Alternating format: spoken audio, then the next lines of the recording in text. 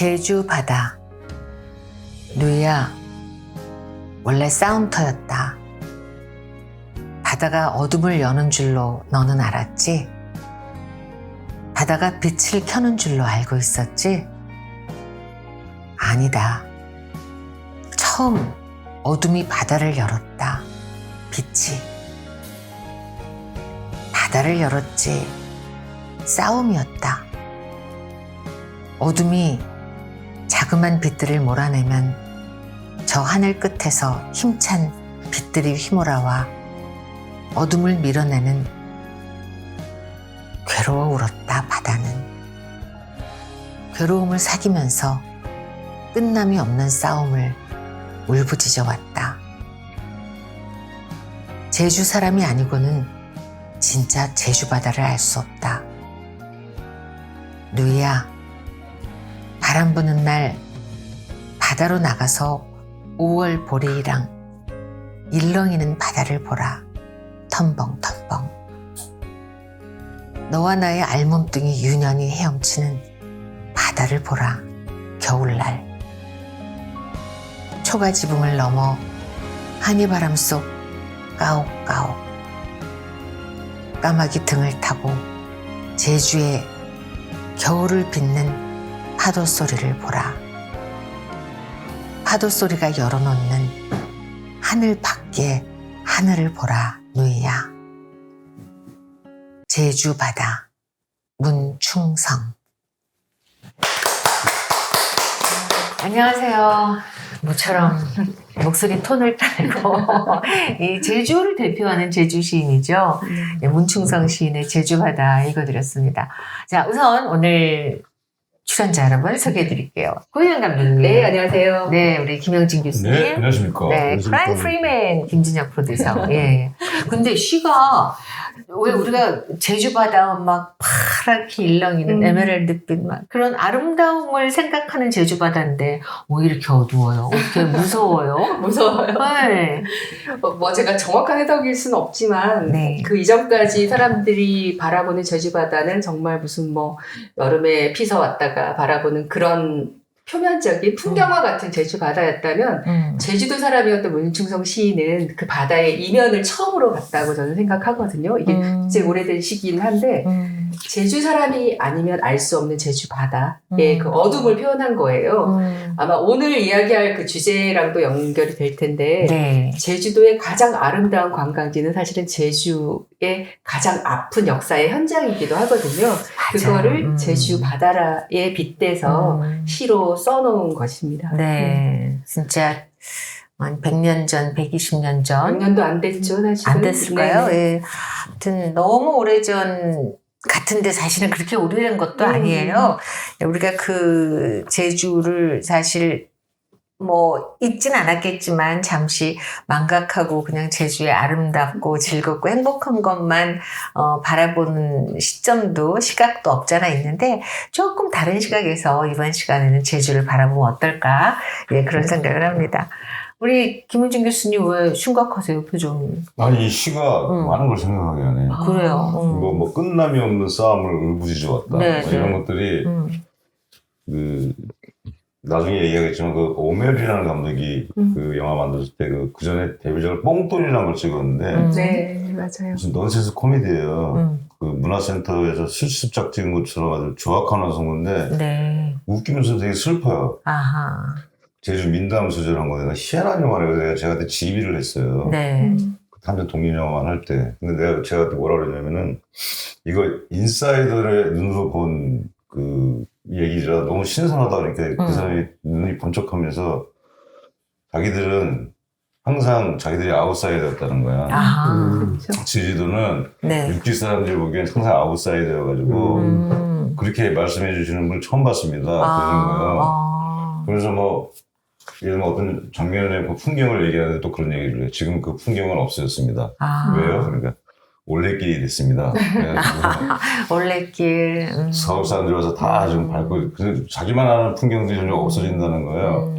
그래서 약간 그런 게 있어. 그 제주도 사람들이 많이 갖고 있는 그런 게 있는데 아픔과 뭐 통한 이런 게 있는데 외국 사람들은 와서 좀 이렇게 아름답네요. 음. 막 이러고 근데 자기들은 좀 다른 느낌이라는 거지. 그렇지. 그래서 할 말이 없더라고 그런 거에 대해서. 글쎄, 그렇네요. 그게 이 시를 보면서 그런 느낌이 들었어요. 네. 근데 너무 무거우니까 좀 가벼운 것부터 먼저 시작하면 좋을 것 같은데 네. 제가 검색해 보니까 제주도는 우리가 제주도에서 육지인들이 잘 모르는 게 많대요. 그렇겠죠. 네, 그 찾아보니까 1. 제주도 장례식장에서는 멸치국수를 먹는다. 제주도 장례식장에서 우리 장수국수 같은 거, 장터국수 같은 거 먹지 않나요? 우리 우리가 예전에? 그렇게 써있어요. 멸치국수를 먹는다. 이유가 두 번째, 있을까? 제주도 아이들은 아직도 전체 우유급식을 한다. 아, 세 번째, 제주도는 콩나물국, 오이냉국에 된장을 넣는다. 이거 제주 사람들이 볼 수 있는 건데 그렇게 아니, 확신을 갖고 얘기할 수 아니, 있는. 아니, 일단 끝까지 한번 물어- 해보세요. 물어보려고 네, 네. 하네요. 이게 맞나? 오케이, 네네. 오케이. 제주도민은 귤을 사 먹지 않는다. 그다음 제주도에는 부시, 고시, 양시, 좌시가 많다. 이게 다 맞는 건가요? 어디서 검색하신 겁니까? 아니 구글. 구글에서. 네. 일단 제주도 장례식장 경조사 때는 멸치국수 안 먹고 요즘은 장례식장에서 막 하잖아. 일반적인 데는 다 육개장 먹고요. 서울하고 그 똑같네. 이전에 전통적인 그 집에서 하거나 이랬을 경우는 전부 몸국을 먹었습니다. 아. 들어보셨죠? 제주도 몸국. 네, 먹어봤죠. 몸인데 그 돼지 뼈를 고아가지고. 그럼 멸치국수가 어디서 나온 거야 이거? 그러니까 구글이 좀 이상하네요. 이런 멸치국수는 안 먹고요. 네.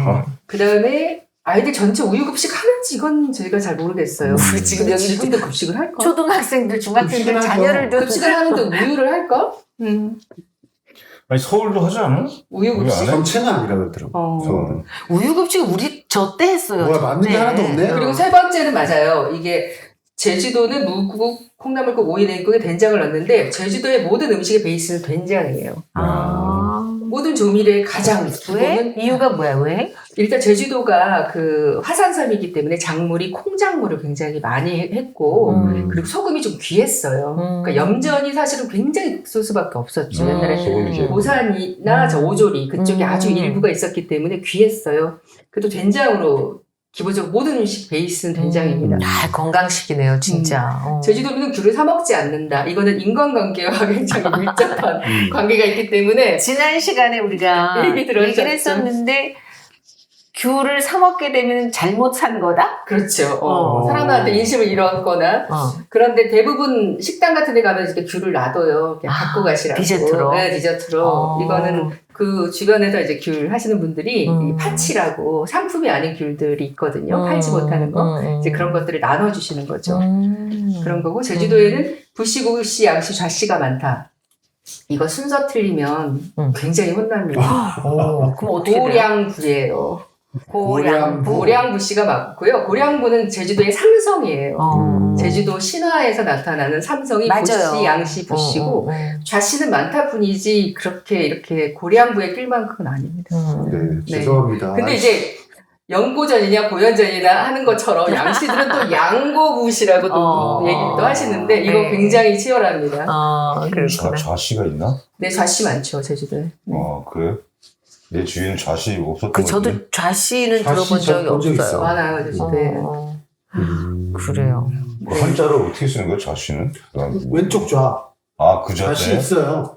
왼좌를 써요? 왼쪽 자는 아닐 거예요. 앞에 뭐가 아니야 있지 왼쪽 않아요? 좌씨예요. 우리 이거 굉장히 무슨 상당히 문제가 많은데 팩트 체크를 바로 되네. 예, 바로 검색 제 들어갑니다. 친구 중에 좌씨가 정피디님 바로 검색 들어갑니다. 그래요. 그리고 저는 또 제주도 가서 그때 고감독한테 들었는데 제일 신기했던 게 그 사람이 죽으면 아직도 그 무당이 와가지고 구슬하는 데가 많이 있다면서요. 많죠. 거기서 죽은 사람의 원혼을 달래준다고 무당이 와서 죽은 사람의 입으로 얘기를 한다는 거예요. 그런 거 너무 얘기가 신기했었어요. 보셨어요? 네. 그런 거? 많이 네네. 보셨죠? 저는 자주 보고 촬영도 많이 하고 그렇죠. 그거를 이제 귀양불이라고 하는데 이제 제주도에는 18,000 그 신이 있어요. 존재해요. 18,000개의 신이. 근데 이제 그 신들이 대부분 보면은 이렇게 다 자연 신들이에요. 뭐 예를 들면 문지방 신도 있고 부엌에 가면 조항신도 있고 다 있어요. 네네. 그래서 제주도에서 명절을 할 때는 꼭 문전에 또 상을 하나 차려요. 문전 네네. 신한테 먼저 올리고 조항신한테 먼저 올리고 그다음에 이제 주상님들한테 올리고 이런 굉장히 신에 대한 그 경외감 이런 것들이 있는데 무속에서는 이런 거죠. 그 사람들이 이 현생에서 사는 거는 그쪽에서 보기에는 잠시 귀향 왔다가 돌아오는 거다. 그래서 이제 귀향풀이를 해주는데 지금도 좀 내가 부모님한테 좀 잘 못해서 너무 죄송하다 이런 분들은 꼭 귀향풀이를 해요. 그러면은 그 무당이 와서 그 이별식을 하는 거죠. 사실은 돌아가신 장례를 치른 그날 밤에 이제 새벽에 그 일을 하는데 그것도 시간이 있어요? 네, 꼭 그때 하더라고요. 그 돌아가시고 나서 집으로 돌아와서 마을을 한 바퀴 돌고 그 집에 가서 그럼 이제 거기는 가족과 아주 가까운 친척밖에 못 와요. 그러면 오면은 그 무당 제주도에서 신방이라고 하는데 그분이 그 돌아가신 분의 빙의 돼서 이분들한테 다 한마디씩 이별을 하는 거예요. 그런데 너무 놀라운 게 저는 처음엔 안 믿었어. 왜냐하면 그냥 지어내고 대충 하시겠지 이렇게 했는데 보면 너무 구체적인 거예요. 예를 들면 이분이 살아계실 때 썼던 호칭을 그대로 쓰는 거예요. 그 무당이 그 마을에 대해서 아느냐 모르시는 먼 데도 오신 분이야. 근데 와서 아이고 누구 엄마야 내가 너랑 바다에 같이 들어갈 때 그때 너무 고마웠다. 그때 네가 나한테 이렇게 해줬지. 나 그때 그 고마움 잊지 않을게. 뭐 이런 얘기하고 또 뭐 자기가 평소에 마음 아파했던 자손에 대해서는 또 막 펑펑 울면서 막 얘기도 하고 근데 되게 디테일이 있는 거예요. 예를 들면은 내가 어디에 숨겨놓은 뭐 돈이 있는데 그거는 꼭 누구한테 꼭 줘라 이런 인사들을 다 하는 거예요. 그러니까 그럴 때는 제가 안 믿을 수가 없잖아요. 그렇죠. 그러면은 그렇게 인사를 할 때 거기는 전부 울음바다가 되고 그렇네. 왜 아니겠어요. 그리고 특히 저는 해녀를 많이 촬영했기 때문에 해녀분들이 바다에 많이 돌아가시잖아요. 그러면은 그 물온굿 같은 물온굿을 또 해요. 그러면 바닷가에 천막 쳐놓고 또 무당에 가서 하거든요. 똑같이 하는 거예요. 그러면 해녀들한테 다 작별을 해. 제가 촬영한 것도 있는데 그러면은 제가 보기에는 이거는 정말 가장 아름다운 이별식이 아닌가. 이거는 갑자기 누가 돌아가시면 살아있는 사람도 이게 너무 경황이 없다 보니까 마음의 준비가 안 돼 있잖아요. 못하고. 떠난 사람도 그렇고 근데 그 역할을 이 무당이 해주는 거죠. 그래서 보내는 사람도 그러면 너무 미안했다. 마음 편히 가시라. 떠나는 분도 똑같이 인사를 하는 이 아름다운 이별이 사실은 그 박정희 정권 때 이제 막 그 미신 타파 이러면서 그동안 단절됐다가 최근에 다시 또 부활하는 거예요. 그래서 많이 봤습니다. 그렇구나. 아니, 그 여러 차례 보셨을 거 아니에요? 네네, 촬영도 그거 여러 차례 봤는데 여러 차례 다 그렇게 디테일하게 다. 저는 처음엔 동네 무당인가 하고 다시 또 의심의 세리간에 또 혼란이 오네. 눈을 하고 봤는데 유물론자잖아요. 예를 들면은 제가 물숨을 찍었던 무대가 우도였거든요. 근데 우도 밖에서 모셔온 신방인데도 다 맞추시더라고요. 그런 부분 참 신비로운 것 같아요. 신당이 그렇게 많다 그러더라고요. 네, 그래서. 제주도는 뭐 절이 500개, 뭐 당이 500개라고 할 정도로. 근데 진짜 그럴 수밖에 없었던 게 제주도가 화산섬이라 워낙 척박도 하고 태풍의 길목이잖아요. 제일 무서웠던 건 저는 자연이었을 것 같아요. 언제 내 남편을 집어삼킬지 모르는 태풍과 그리고 뭐 바다에 의존해서 사시는 분들 또 산에 의존해서 사는 분들은 자연만큼 무서운 게 없어요. 그래서 제주도 와서 제가 30년 만에 돌아와서 가장 먼저 느낀 거는 제주도 사람들은 가장 많이 엿듣게 되는 대화가 항상 날씨 이야기예요. 일주일 날씨를 다 꿰뚫고 있어. 이미. 그래서 그런 걸 보면 이런 자연신에 대한 어떤 경외심이 기본적으로 어렸을 때부터 늘 있고 늘 두려웠던 존재였던 것 같아요. 그리고 아까 그 제주도의 그 장례식장 이야기하고 그래서 그런데 제주도만 있는 특별한 것들이 좀 있는데요. 그게 바로 지금이야 뭐다 간소화됐지만 저희들 때만 해도 결혼식을 3일 동안 해요. 신부 집에서도 하고 신랑 집에서도 하고 본례도 하고 그러니까 그래서 뭐 이렇게 가문잔치라고도 하는데 특히 저는 이제 제일 놀랐던 게 제주도는 신부상이 세상에서 가장 화려한 상이야. 그 신부상을 어떻게 차렸느냐가 이 집안의 자존심이고 그래서 제주도는 결혼할 때만 신부상은 정말 너무너무 아름답고 호화로워요. 신부상이라는 거는 신부가 받는 상을 네, 네. 말하는 거예요? 그거는 그 신랑 집의 자존심이기도 한데 제주도의 그런 환경 그리고 되게 척박하잖아요. 가난했고 네. 그런데도 너무 화려한 그 신부상 나중에 시집가다 부려먹으려고 그랬나? 글쎄. 뭐가 올라가요? 거기에? 뭐가 올라가요? 제주도에 왜냐하면 제주도는 워낙 그 재료가 신선하기 때문에 요리가 발달하지 않았어요. 대부분 찍어 먹거나 날 걸로. 그러니까 3차 조리가 없어요. 1차, 2차. 그런데 신부상에 보면 계란 밖에 완자를 씌워서 그거를 다시 튀겨서 빵가루를 붙이고 이런 굉장히 요리는 그야말로 요리들이 올라오네요. 네, 요리들이 올라와요. 그 옛날에. 그래서 그 신부상은 그 신랑 집의 어떤 권위를 나타내주는 것이기도 한데 아무리 못 살아도 신부상은 정말 그 빚을 내서라도 화려하게 차려줬던 그런 문화가 저희 때까지 있었어요. 저희도 결혼할 때가 많이. 신부상을 차려주면 신부만 먹는 거예요, 그거? 네. 신부만 먹는데 거기서 이제 또 많이 먹으면 안 돼. 왜냐하면 밖에서 다 보고 있어. 아, 보는데 먹어야 되는 거야? 보는데 이제 애들이랑 동네 사람들 다 있잖아요. 그러니까 몇 숟갈 먹고 남겨주는 거예요. 아. 다 먹으면 이제 그 신부 정말 왕창 먹고 아주 그냥 심토막이가 없다 이렇게 소문이 나겠지. 그렇겠죠. 네, 그래서 이제 그 나눠주기도 하고 그런 신부상이 있었고 또 하나 그게 특징은 불과 얼마 전까지 했구나. 예, 저희들 결혼할 때까지 있었고 그리고 그 축의금이나 경조사비를 할 때는 당사자한테만 하는 게 아니고요. 그 가족 모두에게 해야 돼요. 그게 무슨 소리예요? 그러니까 만약에 현주 선배님이 제주도 분이고 어머님이 돌아가셨어요. 네. 근데 저는 알아요. 그러면 우리 둘이 아는 사이에. 네, 그러면 어머님한테 부조하고 선배님한테 하고 제가 또 선배님 그 가족분들 알잖아요. 그럼 이분들한테 다 봉투를 따로 하는 거예요. 어머, 우리 오빠도 알고 우리 언니도 알고 네네네. 다 해야 돼요? 6남매면 6남매 다 하고 내가 막 전에 통으로 부조하고. 말도 안 돈이 돼. 어딨어? 근데 그게 기본이에요. 지금도 그거는 아직도 그렇거든요. 그래서 아니 지금 여기 제주 분들 계시잖아요. 진짜 그래요? 네. 그래서 저희 어머니가 재작년에 돌아가셨는데 제가 너무 부담스러운 거예요. 저는 오랜만에 이제 제주도에 와서 정착하는 건데 네. 그분들이 다 봉투 7개를 들고 와서 저희가 6자매거든요. 어머니 부조 통으로 하나 하고 이제 6자매들한테 봉투를 다 7씩 들고 오시는 거예요. 아니, 세상에. 어머니는 돌아가신 분은 안 받잖아요, 보통. 그거는 이제 통으로 어머니한테 부조하는 거고 장례 비용으로 그리고 자매들한테 다. 위로금으로. 근데 이게 이제, 모든 사람이 다 그래야 되는 거 아니고 그래도 이제 가까운 분들한테는 기본적으로 봉투가. 만약에 그렇게 안 했어요.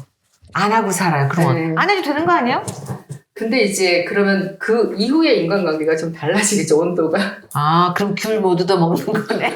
그럼 귤 사 먹어야 되는 상황이 되는 거네. 그래서 아마 제주도에서 아마 60대 이상 되시는 분들은 한 달에 최소 경조사비가 200~300은 든다고 알고 있어요. 저희 그러면- 언니들이 실제 경험자니까. 그럼 제주 삼촌들이, 해녀분들이 열심히 그렇게 일을 하는 이유도 설마?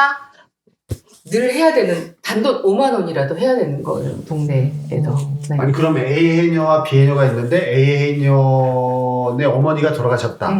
그럼 장례식장에 가서 A 해녀의 엄마, 그다음에 A 해녀의 형제 자매들한테 다 부주를 아는 해야 사람이 아는 사이니까. 어.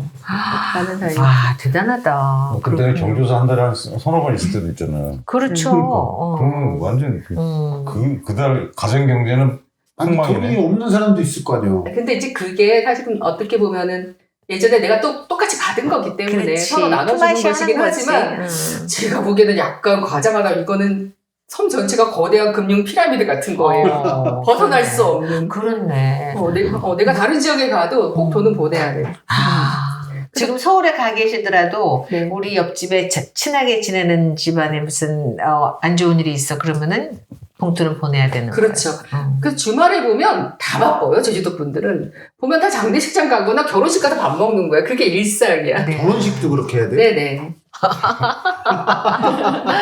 제주도 오실 계획 제주도 못 오겠는데. 취소. 그러니까 친밀해지지 않으면 됩니다. 친밀해지지 않으면. 네, 그런 특징이 있어요. 그러니까 특징, 제주도의 어떤 그 전통 뭐 네. 그런 거죠. 네. 좀 신비롭기도 하고 정말 신비롭네요. 네, 여러 가지 그런 것들. 큰일 치르고 그러면은 부담이 많이 되니까 그때 몰아주기로 한 거구나.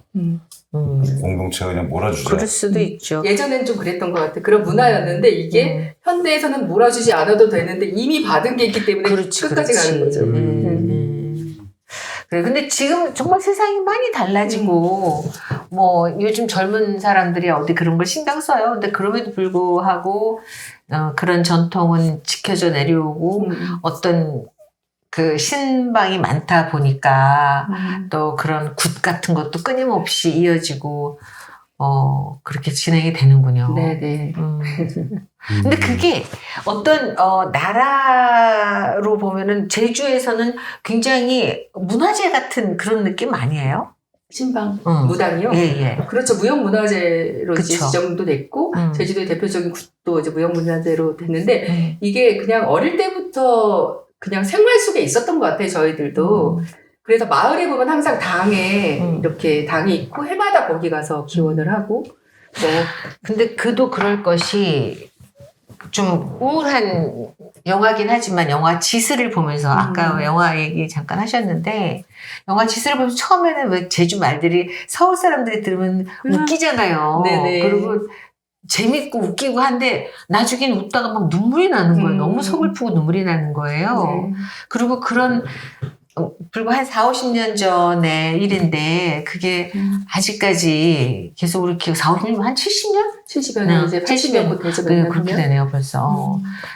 시간이 그렇게 됐네요. 네. 그러다 보니까 그런 어떤 혼을 달래고 뭐 위로하고 맞습니다. 그래서 그런 또 뭐 신당이나 굿 같은 것들이 필요하지 않을까 싶기도 해요. 맞아요. 네. 그러니까 늘 어떤 목숨이 그 나의 의지보다는 밖에서 이렇게 작용되는 게 너무 많았고 또 사삼이라는 제주는 피해갈 수 없는 그런 아픔이 있었기 때문에 하지만 그 사삼이라는 말이 저희들 자랄 때만 해도 금기어였어요. 꺼내면 절대 안 되는 늘 혼나고 그래서 그 사삼 얘기하면은 속솜하라 이런 말이 있거든요. 그러니까 조용해라. 이게 항상 따라 붙었어요. 그만큼 이제 오랫동안 표면화되지 않다가 이 특별법이 만들어진 게 2000년대 통과될 때가 통과가 2000년도고 세상에. 사실 그동안은 피해자 희생자분들이 얘기를 전혀 못하고 있었죠. 못하고 있었죠. 근데 그 노무현 전 대통령이 2003년에 처음으로 공식 사과를 하잖아요. 그때 희생자들이 굉장히 큰 위로를 얻었다고 해요. 그때부터 수면 위로 이 이야기들이 올라오기 시작했죠. 영화도 만들어지고. 네네.